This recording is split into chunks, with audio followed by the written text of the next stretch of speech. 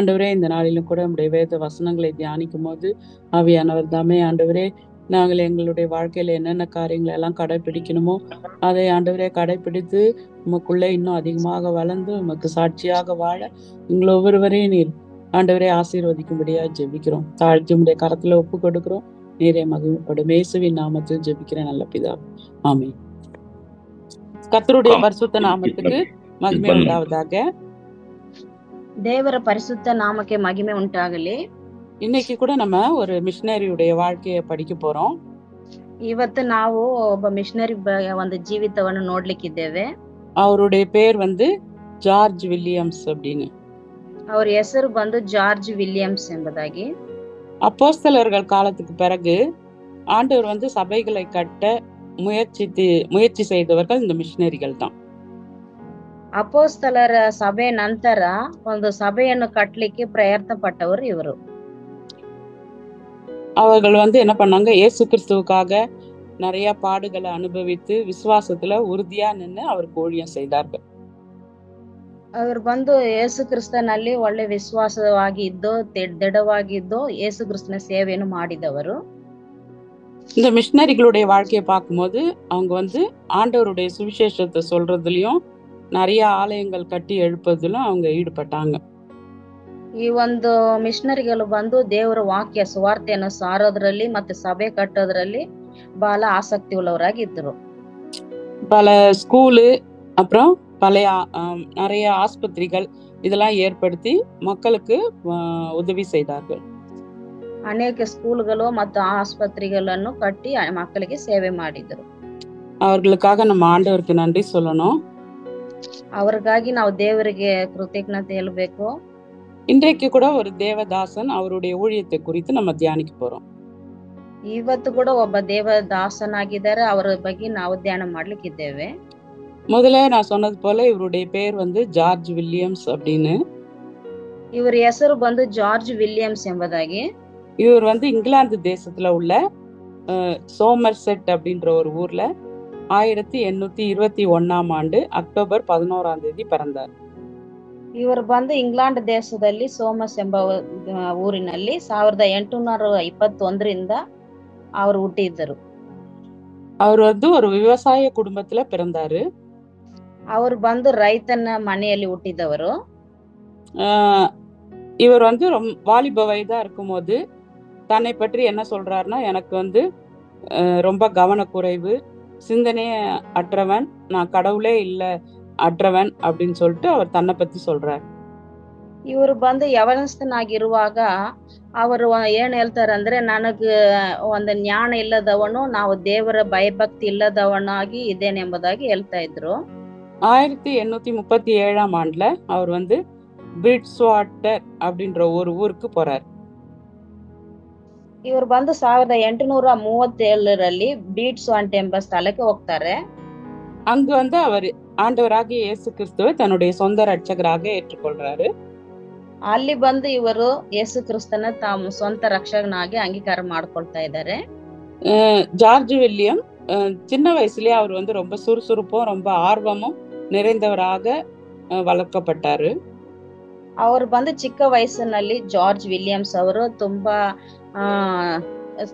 ಅವರು ಬಂದು ಆಸಕ್ತಿಯಾಗಿ ದೇವರಲ್ಲಿ ಬಹಳ ಅವರು ಬಂದು ಸೇವೆ ಮಾಡೋದ್ರಲ್ಲಿ ಆಗ್ಲಿ ಚುರುಕಾಗಿದ್ರು ಎಂಬುದಾಗಿ ನಾವು ನೋಡುತ್ತೇವೆ. அவருக்கு என்ன ஆசை அப்படின்னு சொல்லி பாத்தீங்கன்னா, வாலிப பிள்ளைங்கள்லாம் ஒண்ணு சேர்த்து அவங்களுக்கு ஒரு நல்ல எதிர்காலத்தை உருவாக்கணும் அப்படின்ற ஒரு வாஞ்சை அவருக்குள்ள இருந்தது. ಅವರು ಬಂದು ಯವನಸ್ಥ ಮಕ್ಕಳನ್ನು ಸೇರಿಸಿ ಅವರಲ್ಲಿ ನಾವು ಆಸಕ್ತಿ ಮೂಡಬೇಕೆಂಬುದಾಗಿ ಇದ್ದರು. ಅವರು ஒரு நல்ல எதிர்காலத்தை உருவாக்கணும் அப்படின்ற வாஞ்சை இருந்துச்சு. ಅವರಿಗೆ ಒಂದು ಒಳ್ಳೆ ಒಂದು ಭವಿಷ್ಯತ್ತನ್ನು ರೂಪಿಸಬೇಕು ಎಂಬ ಆಸಕ್ತಿ ಇತ್ತು ಅವರಿಗೆ. அதனால தன்னுடைய விருப்பத்தை ஜெபத்தின் மூலமா ஆண்டவருக்கு தெரியப்படுத்தினார். ಆದ್ದರಿಂದ ತಮ್ಮ ಆಸಕ್ತಿಯನ್ನು ಪ್ರಾರ್ಥನೆ ಮೂಲಕವಾಗಿ ಅವರು தெரியப்படுத்திದರು. கர்த்தர் ஆண்டவர் அவருடைய ஜெபத்தை கேட்டாரு. ದೇವರು ಅವರ ಪ್ರಾರ್ಥನೆಯನ್ನು ಕೇಳಿದರು. 1844 ஜூன் 6 லண்டன் மாநகரத்துல மிகுந்த ஜெபத்துடன் YMCA அப்படின்னு சொல்லி ஒரு அமைப்பை உருவாக்கினார். 1847ರಲ್ಲಿ ಲಂಡನ್ ನಲ್ಲಿ OMCM ಅಲ್ಲಿ ಒಂದು ಇದು ಸಭೆಯನ್ನು ಪ್ರಾರಂಭ ಮಾಡಿದ್ರು.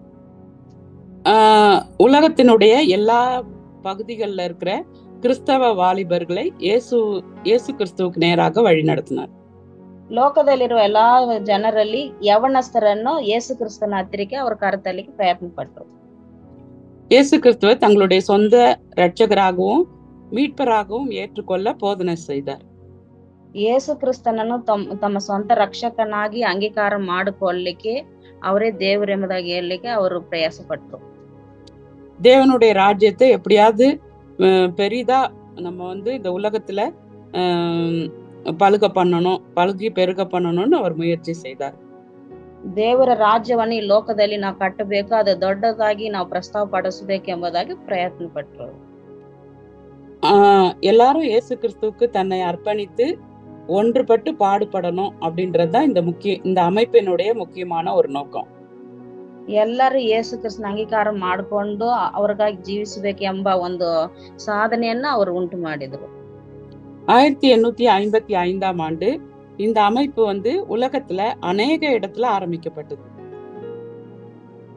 1855ರಲ್ಲಿ ಈ ಒಂದು ಸಂಸ್ಥೆಯನ್ನು ಪ್ರಾರಂಭ ಮಾಡ್ಲಿಕ್ಕೆ ಪ್ರಯಾಸ ಪಟ್ರು. இன்னைக்கு பாத்தீங்கன்னா ஒரு 150 நாடுகள்ல இந்த அமைப்புகள் செயல்பட்டு வருகிறது. ಈಗ ನೋಡಿದ್ರೆ 151 ದೇಶಗಳಲ್ಲಿ ಸಂಸ್ಥೆ ಪ್ರಾರಂಭವಾಗಿದೆ. மனிதனுடைய உடல், உள்ளம், ஆவி ஆகிய மூன்றும் ஒன்றாக ஆண்டவருக்குள்ள வளரணும் அப்படின்னு சொல்லிட்டு அங்க பயிற்சி கொடுக்கப்படுகிறது.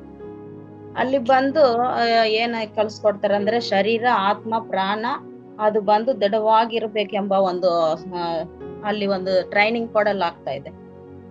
உலகத்துல அமைதி, உலகத்துல எல்லாரும் சமம் அப்படின்ற அதுல வளர்றதுக்காக முயற்சிகள் இந்த அமைப்புகள் மூலம் மேற்கொள்ளப்படுகிறது.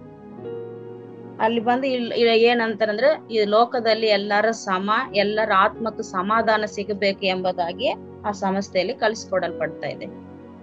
இந்த சிறந்த இந்த அமைப்பை ஆரம்பித்த வில்லியம்ஸ் இளைஞர்களுக்கு ஒரு வழிகாட்டியாக இவ்வுலகில் வாழ்ந்து காட்டினார். ಈ ಒಂದು ಸಂಸ್ಥೆಯನ್ನು ಪ್ರಾರಂಭ ಮಾಡುವಾಗ ವಿಲಿಯಮ್ಸ್ ಬಂದು ಯವನಸ್ಥರಿಗೆ ಒಂದು ಮಾದರಿಯಾಗಿರ್ಬೇಕೆಂಬುದಾಗಿ ಅವರು ತಿಳಿಪಡಿಸಿದ್ರು. அவரு தன்னுடைய வாழ்க்கையில கொண்ட ஒரு முக்கியமான வசனம்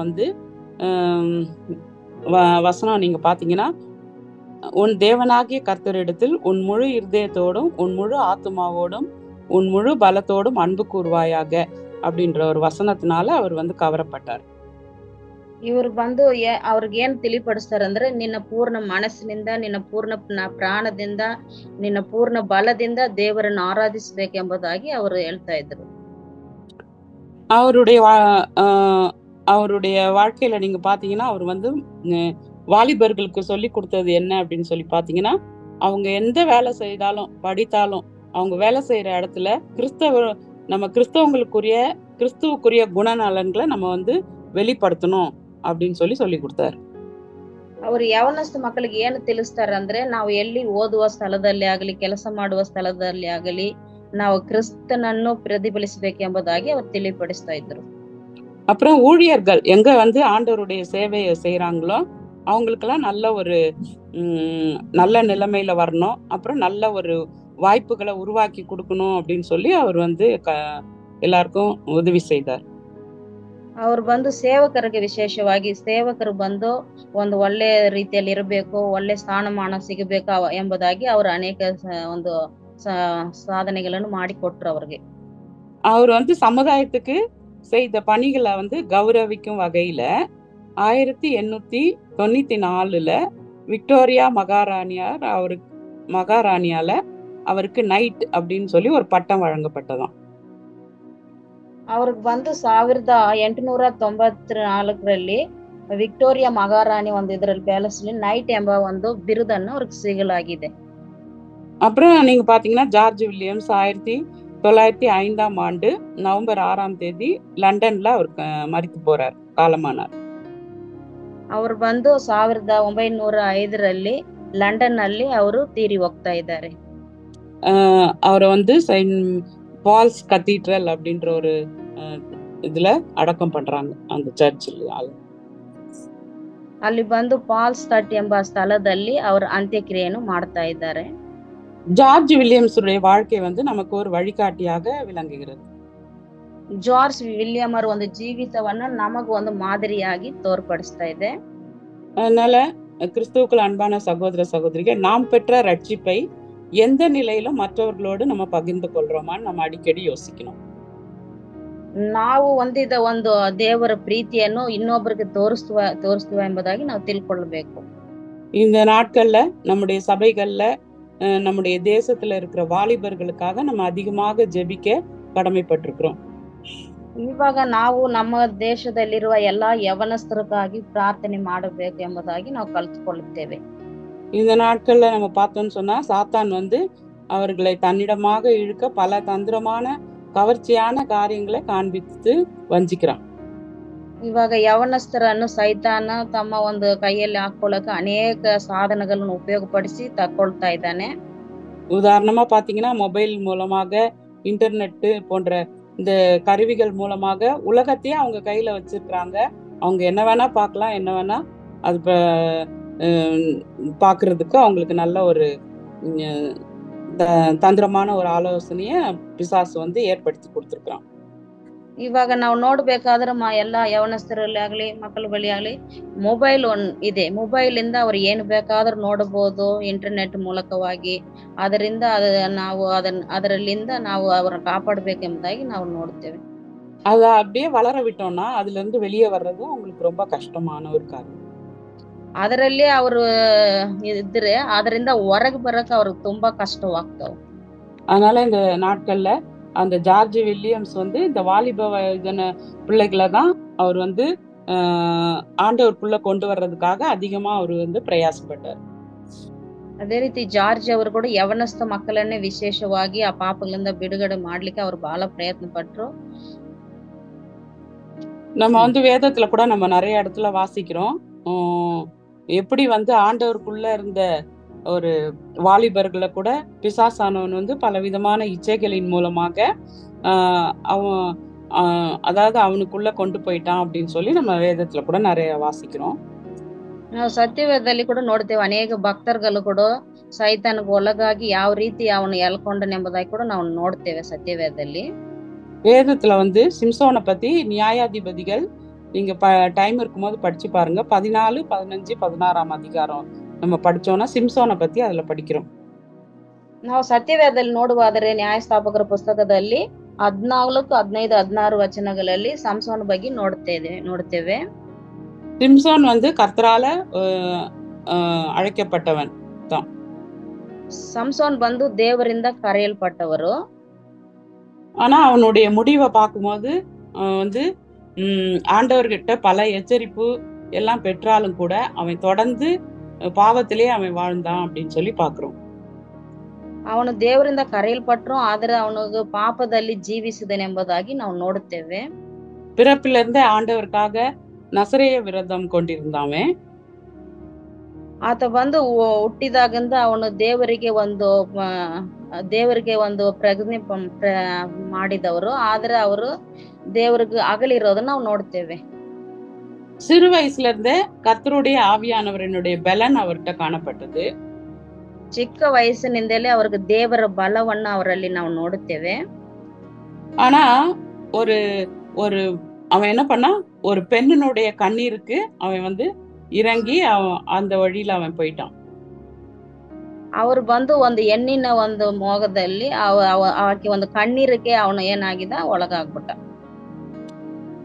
அதனால அவனுடைய தோல்விக்கு காரணம் வந்து சிம்சோனுடைய தோல்விக்கு காரணம் அவனுடைய இச்சை அப்படின்னு சொல்லி நம்ம வேதத்துல வாசிக்கிறோம். ಸಂಸೋನನ ಒಂದು ಸೋಲಿನ ಕಾರಣ ಏನಂದ್ರೆ ಆಸೆ ಎಂಬುದಾಗಿ ನೋಡುತ್ತೇವೆ. அப்புறம் நம்ம சிம்சோனுடைய வாழ்க்கையை பார்த்தா அவன் என்ன பண்றான், ஒரு தெலீலால் அப்படின்னு சொல்லி ஒரு பெண்ணோட அவன் வந்து பெண்ணை அதிகமா அவன் நேசித்து அவள் சொல்ற காரியங்களுக்கெல்லாம் அவன் வந்து செவி கொடுத்ததை நம்ம பாக்குறோம். ಸಂಸೋನ್ ಬಂದು ಒಂದು ಹೆಣ್ಣಿನ ಮೇಲೆ ಆಸೆ ಪಟ್ಟು ಆಕೆ ಮಾತಲ್ಲೆಲ್ಲ ಕೇಳಿ ಆಕೆಗೆ ವಿಧೇಯನಾದಲೆಂಬುದಾಗಿ ನಾವು ನೋಡುತ್ತೇವೆ. ஆஹ் மறுபடியும் அதுல இருந்து அவன் வெளியே வர்றதுக்கு அவனுக்கு முடியவே இல்லை. ಆ ಒಂದು ಇದರಿಂದ ಅವನು ಹೊರಗೆ ಬರ್ಲಿಕ್ಕೆ ಆಗಲಿಲ್ಲ. அந்த இச்சையினுடைய முடிவு வந்து ஒரு வேதனை அப்படின்னு சொல்லி நம்ம பாக்குறோம். ಆ ಒಂದು ಇಚ್ಛೆ ಆಶೆಯ ಒಂದು ಪ್ರತಿಫಲ ಏನಂದ್ರೆ ಪಾಪ ಎಂಬುದಾಗಿ ನಾವು ನೋಡುತ್ತೇವೆ. நம்முடைய வாழ்க்கையிலும் கூட இப்படிப்பட்டதான காரியங்கள் பிசாசானவன் வாலிபர்களுக்குள்ள கொண்டு வர்றத இந்த நாட்கள்ல நம்ம பார்த்துட்டு இருக்கிறோம். ನಮ್ಮ ಒಂದು ಜೀವಿತದಲ್ಲಿ ಕೂಡ ಸೈತಾನ ಈ ತರವಾದ ಕಾರ್ಯಗಳನ್ನು ಕೊಟ್ಟು ಅನೇಕ ಯವನಸ್ಥರುಗಳನ್ನು ಎಳ್ಕೊಳ್ಳೋದನ್ನು ನಾವು ನೋಡ್ತೇವೆ. சிம்சோனுடைய வாழ்க்கை நம்ம யாவருக்கும், குறிப்பா ஊழியத்துல இருக்கிறவங்களுக்கும் ஒரு எச்சரிப்பா இருக்குது. ಸಿಂಸೋನ ಒಂದು ಜೀವಿತವನ್ನು ವಿಶೇಷವಾಗಿ ಸೇವಕರಿಗೆ ತುಂಬಾ ಎಚ್ಚರಿಕೆಯಾಗಿದೆ. பணமோ புகழோ இச்சையோ வேற எதுவும் கர்த்தரை விட்டு நம்மள பிரிக்க கூடாது. ನಮ್ಮನ್ನು ಹಣವಾಗಲಿ ಆಶೆಯಾಗಲಿ இது ಯಾವುದೋ ನಮ್ಮ ದೇವರಿಂದ ಅಗಲಿಸಬಾರದು.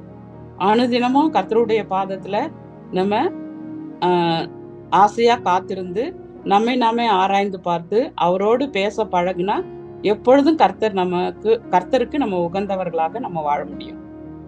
ನಾವು ಯಾವಾಗಲೂ ದೇವರ ಪಾದದಲ್ಲಿ ಕುಳಿತು ಅವರ ವಾಕ್ಯವನ್ನು ಧ್ಯಾನ ಮಾಡೋದ್ರಲ್ಲಿ ಪ್ರಾರ್ಥನೆ ಮಾಡೋದಾಗ ಇದ್ರೆ ನಾವು ದೇವರಿಗೆ ಪ್ರಿಯವಾಗಿ ಇರ್ತೇವೆ. அதனால ஒவ்வொரு நாளும் நம்ம என்ன செய்யணும், இப்படிப்பட்ட எச்சரிப்புகள்லாம் நமக்கு வேதத்துல இருக்கு, அதெல்லாம் நம்ம படித்து ஆண்டவருடைய வழியில நம்ம நடக்கிறதுக்கு நம்மள ஒப்பு கொடுக்கணும். ಅದರಿಂದ ಅನುದಿನವೂ ನಾವು ದೇವರ ವಾಕ್ಯವನ್ನು ಓದೋದ್ರಲ್ಲಿ ಇಂತ ಒಂದು ಎಚ್ಚರಿಕೆ ಮಾತುಗಳು ಸತ್ಯವೇದದಲ್ಲಿ ಇದೆ, ಅದನ್ನ ನಾವು ಧ್ಯಾನ ಮಾಡಿ ದೇವರಲ್ಲಿ ನಡೆಯಬೇಕು. இன்னொரு வாலிபனை பத்தி ஆதியாகமம் 39ஆம் அதிகாரத்துல நம்ம பாக்குறோம். ಇನ್ನೊಂದು ಯವನಸ್ಥನ ಬಗ್ಗೆ ಆದಿಕಾಂಡ 39ನೇ ಅಧ್ಯಾಯದಲ್ಲಿ ನೋಡುತ್ತೇವೆ. இங்க வந்து யோசேப்பனுடைய வாழ்க்கையை நம்ம பாக்குறோம். ಇಲ್ಲಿ ಬಂದು ಯೋಸೇಫನ ಒಂದು ಜೀವಿತವನ್ನು ನೋಡುತ್ತೇವೆ. கர்த்தர் யோசேப்போடு கூட இருந்தார். ದೇವರು ಯೋಸೇಫನ ಸಂಗಡ ಇದ್ದರು. அவன் வந்து யோசேப்பு வந்து கர்த்தரோடு நெருங்கி வாழ்ந்தார் அப்படின்னு பாக்குறோம். ಯೋಸೇಫ್ வந்து ದೇವರ ಒಟ್ಟಿಗೆ ಅನ್ಯೋನ್ಯತೆಯಾಗಿ ಇದ್ದರು ಎಂಬುದಾಗಿ ನೋಡುತ್ತೇವೆ. இதுவே அவருடைய வாழ்க்கையில பல உயர்வுகளுக்கும் அவர் வந்து பாவத்துல விழாம காக்கப்பட்டதுக்கும் ஒரு ரகசியமா இருக்குது.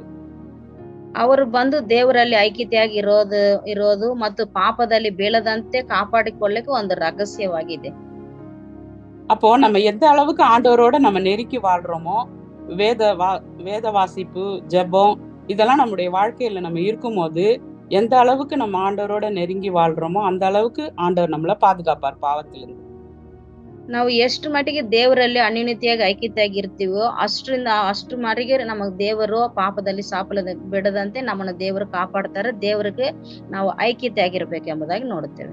இங்க யோசேப்பனுடைய வாழ்க்கையை பாருங்க. வெளியே யாரும் கண்டுபிடிக்க முடியாத ஒரு சிற்றின்ப வாழ்க்கை வலிய வந்தா ஒரு வாலிபன் வந்து என்ன செய்வான்? அவன் இந்த நாட்கள்ல நீங்க பார்க்கும்போது அவன் என்ன செய்வான்? பாவம் தேடி வரும்போது என்ன செய்யறான்? ಈ ಯವನಸ್ಥನಾದ ಯೋಸೇಪು ತನ್ನ ಅಂತರಂಗದಲ್ಲಿ ನಡೆಯುವ ಒಂದು ಕಾರ್ಯ, ಯಾರಿಗೂ ಗೊತ್ತಾಗಲಾರದ ಸ್ಥಳದಲ್ಲಿ ನಡೆಯುವ ಕಾರ್ಯವನ್ನು ಒಂದು ಯವನಸ್ಥಕ್ಕೆ ಚಾನ್ಸ್ ಬರ್ತಾ ಇದೆ ಅಂದ್ರೆ ಏನು ಮಾಡ್ತಾರೆ? யோசேப்போ என்ன பண்றான்? தேவன் தன்னை காண்கிறார் அப்படின்ற ஒரு உணர்வுடன் அவன் வாழ்ந்ததுனால பாவத்தை வெறுத்து தள்ளனான் அப்படின்னு சொல்லி நம்ம பாக்குறோம். ಯೋಸೇಪು ಒಂದು ದೇವರು ನನ್ನ ನೋಡ್ತಾನೆ ಎಂಬುದಾಗಿ ಅವರು ಭಯಪಟ್ಟು ಅವರು ಆ ಪಾಪವನ್ನು ತಳ್ಳಿದರು ಎಂಬುದಾಗಿ ನೋಡುತ್ತೇವೆ.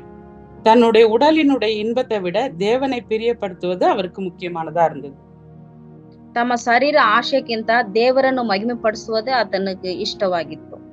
நம்முடைய வாழ்க்கை எப்படி இருக்குது? நம்ம ஒவ்வொரு நாளும் ஆண்டவர் என்ன பாக்குறாரு அப்படின்ற ஒரு உணர்வுடன் நம்ம வாழ்றோமா? ನಮ್ಮ ಒಂದು ಜೀವಿತ ಯಾವ ರೀತಿ ಇದೆ ಎಂಬುದಾಗಿ ನಾವು ನೋಡಬೇಕು. ನಾವು ದೇವರಿಗೆ ಪ್ರೀತಿಯಾಗಿ ಇರ್ದೀವ ಎಂಬುದಾಗಿ ನಾವು ನೋಡಬೇಕು. ஆண்டவர் நம்மள ஒவ்வொரு நிமிஷமும் பாக்குறாரு அப்படின்ற உணர்வு நம்ம கிட்ட இருக்குதான்னு யோசித்து பார்க்கணும். ದೇವರು ನಮ್ಮನ್ನು ನೋಡ್ತಾರೆ ಎಂಬುದಾಗಿ ನಾವು ನೆನೆಸ್ತೀವ, ಆ ಒಂದು ಸ್ಪರ್ಶ ಇದೆ, ದೇವರು ಹತ್ರ ಇದ್ದೇವೆ ಎಂಬುದಾಗಿ சிந்திக்கணும். ನಾವು ಯೋಚನೆ ಮಾಡಬೇಕು. சங்கீதம் 139ஆம் சங்கீதம் 1ல இருந்து 16 வசனம் நம்ம வந்து படிச்சு பார்க்கணும். ಕೀರ್ತನೆ 139ನೇ ಕೀರ್ತನೆ 1-16 ವಚನ ನಾವು ಓದಬೇಕು. நம்ம என்ன செய்தாலும் தேவன் நம்மை காண்கிறார் அப்படின்ற உணர்வு நம்முடைய வாழ்க்கையில இருக்கிற மாதிரி நம்ம வந்து வாழ்க்கை நடத்தணும். ದೇವರು ನಮ್ಮನ್ನ ನೋಡ್ತಾರೆ ಎಂಬ ಒಂದು ಆಹ್ವಾನ ನಮಗೆ ಇರಬೇಕು. அந்த சங்கீதத்தை நீங்க நேரம் இருக்கும்போது படிச்சு பாருங்க. ಆ ಒಂದು ಕೀರ್ತನೆಯನ್ನು ನೀವು ಸಮಯ ಇರುವಾಗ ಓದಿ ನೋಡ್ರಿ. இங்க யோசேப்புனுடைய வாழ்க்கையை பார்க்கும்போது எனக்கு விரோதமாக, உனக்கு விரோதமாக, என் எஜமானுக்கு விரோதமாக அப்படின்னு யோசேப்பு கூறல. ಇಲ್ಲಿ ಯೋಸೇಪು ನನಗೆ ವಿರೋಧವಾಗಿ ನಿನಗೆ ವಿರೋಧವಾಗಿ ಎಂಬುದಾಗಿ ಯೋಸೇಪು ಹೇಳಲಿಲ್ಲ.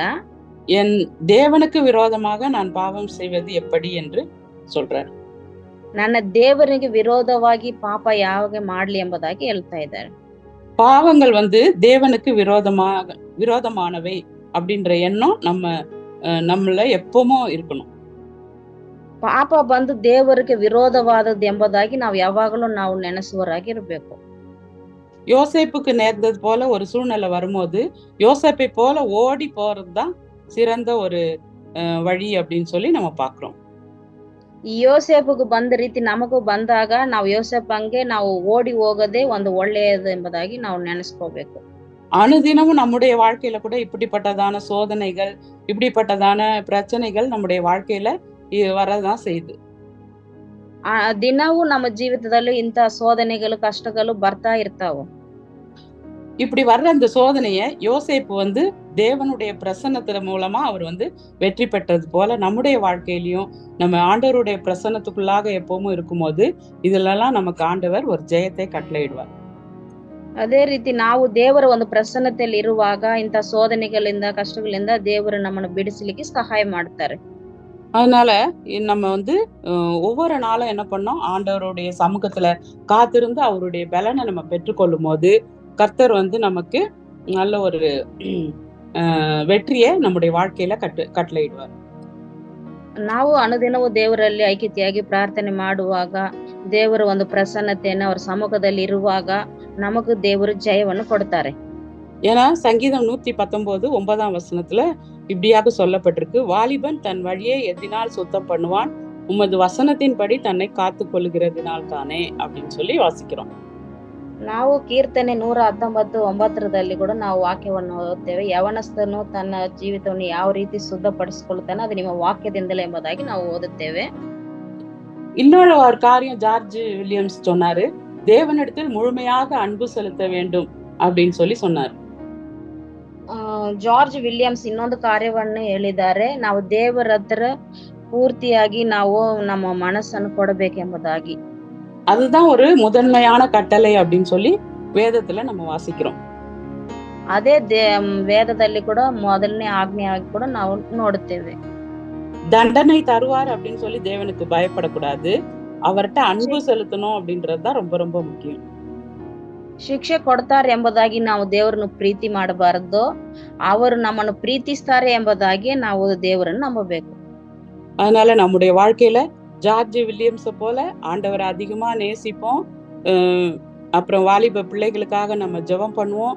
நம்முடைய வாழ்க்கையிலும் பாவம் இல்லாமல் பரிசுத்தமா வாழ நம்ம ஆண்டவருக்கு ஒப்பு கொடுத்து நம்ம ஜெபம் பண்ணுவோம். ಅದೇ ರೀತಿ ವಿಲಿಯಮ್ಸ್ ಅವ್ರ ಹಾಗೆ ನಾವು ಕೂಡ ದೇವರಲ್ಲಿ ಐಕ್ಯತೆಯಾಗಿರೋಣ ಮತ್ತು ನಮ್ಮ ಯವನಸ್ಥ ಮಕ್ಕಳಿಗಾಗಿ ಪ್ರಾರ್ಥನೆ ಮಾಡೋಣ, ಅವರು ಒಂದು ದಾರಿಯಲ್ಲಿ ನಡೆಯೋಣ ಎಂಬುದಾಗಿ ನಾವು ಪ್ರಾರ್ಥನೆ ಮಾಡೋಣ. ஜெபம் பண்ணலாம். எங்களை நேசிக்கிறதான நல்ல தகப்பனே, அப்பா அந்த அருமையான வேளையிலும் கூட கர்த்தாவே ஜார்ஜ் வில்லியம்ஸ் அவருடைய வாழ்க்கையிலிருந்து கர்த்தாவே ஆண்டவரே நாங்கள் கற்றுக்கொண்ட ஒவ்வொரு வார்த்தைகளுக்காக உமக்கு நன்றி செலுத்துகிறோம், உம்மை துதிக்கிறோம். ஜார்ஜ் வில்லியம்ஸ் வாழ்க்கைக்காக கூட உமக்கு நன்றி ஆண்டவரே. அவருடைய முன்மாதிரியை நாங்கள் பின்பற்றி ஆண்டவரே நாங்களும் எங்களால் முடிந்த அளவு ஆண்டவரே வாலிபர்களுக்காக ஜெபிக்கவும் நல்ல ஒரு வாழ்க்கையை அவர்களுக்கு முன்பதாக நாங்களும் வாழ்ந்து காட்டவும் நீர் எங்களுக்கு உதவி செய்யும் அப்பா. முழு இதயத்தோடு முழு ஆத்மாவோடு உம்மில் அன்பு கூறவும் ஆண்டவரே உம்முடைய வசனங்களை மற்றவர்களுக்கு நாங்கள் ஆண்டவரே அறிவிக்கவும் ஆண்டவரே அது மாத்திரமல்ல ஆண்டவரே எங்களுடைய வாழ்க்கையிலே கர்த்தாவே நாங்கள் அநேகரை உம்முடைய சமூகத்துல கொண்டு வருகிற பிள்ளைகளாகவும் நீர் எங்களை மாற்றும் ஆண்டவரே. ஒரு சிம்சோனை போல ஆண்டவரே நாங்கள் வாழாதபடி ஆண்டவரே ஒரு யோசேப்பை போல ஆண்டவரே பரிசுத்தம் உள்ளவர்களாக ஆண்டவரே உமக்கு நீர் எப்பொழுது எங்களை காண்கிறீர் என்ற ஒரு உணர்வோடு கூட கர்த்தாவே எங்களுடைய இந்த உலக வாழ்க்கையிலே கர்த்தாவே நாங்கள் உமக்கு பயந்து நடக்க நீர் எங்களுக்கு கிருபை செய்யும்படியா ஜெபிக்கிறோம். வசனத்தை கேட்ட ஒவ்வொருவரையும் நீர் ஆசீர்வதியும் ஆண்டவரே. வசனத்தின்படி நடக்க ஒவ்வொருவருக்கும் நீர் கிருபை தாரும், பலன் தாரும். தாழ்த்தி உம்முடைய கரத்துல ஒப்பு கொடுக்கிறோம். இந்த நாள் முழுவதும் எங்க கூட இருந்து உம்முடைய பிரசன்னத்தினால எங்களை நிரப்பும், ஆசீர்வதியும். எல்லா துதி கன மகிமையா உமக்கு ஒருவருக்கே செலுத்துகிறேன். இயேசு கிறிஸ்துவின் நாமத்தில் ஜெபிக்கிறேன் நல்ல பிதாவே, ஆமென்.